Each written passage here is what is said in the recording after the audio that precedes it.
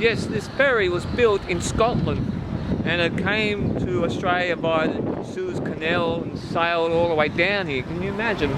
That would have been an interesting trip. This ferry actually entered service here in Sydney in 1938 through the Manly Ferry Run, and it operated for quite a number of years, and it carried up to about 90 million passengers in its time.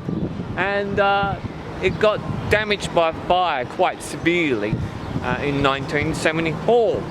So it was put to the wrecking yard, but where it lay there till 1988, and then the Victorian government came in and bought it, and as part of its bicentennial thing, restored the ferry, had it operating down in Victoria, the private charter boat, 89.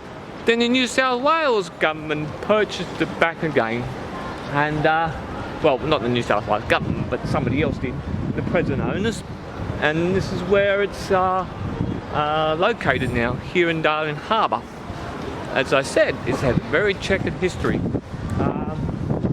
As I said, when I was a little boy, I actually went on that ferry, but it's a steam-operated ferry. So they've got the boilers in there, the coal and all that sort of stuff. Interesting.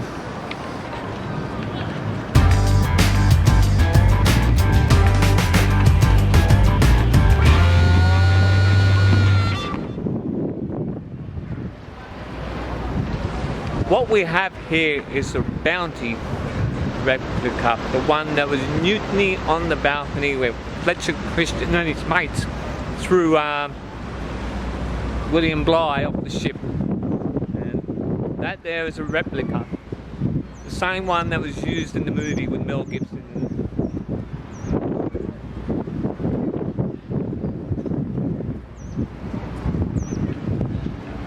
It takes on paying crew and passengers to go around the harbour. At other times it might even go and do world trips.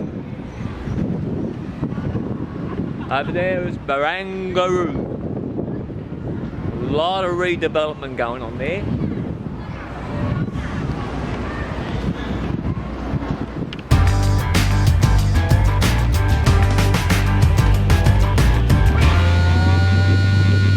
That ship over there is the James Craig, the one I mentioned earlier, where it used to be, well, it's been restored, where the ferry is right now.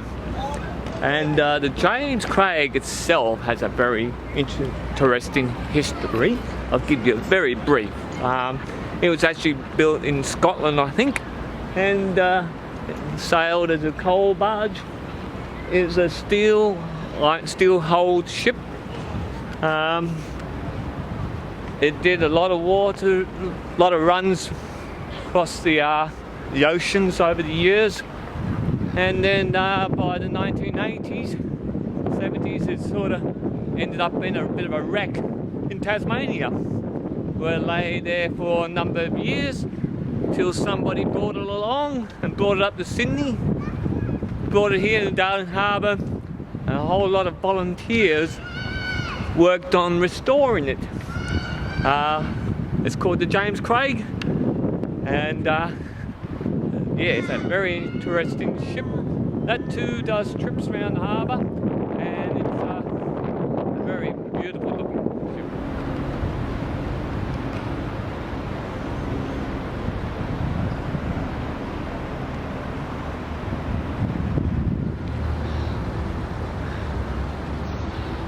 The tracks here on the wharf are the reminders of its working history of the harbour here.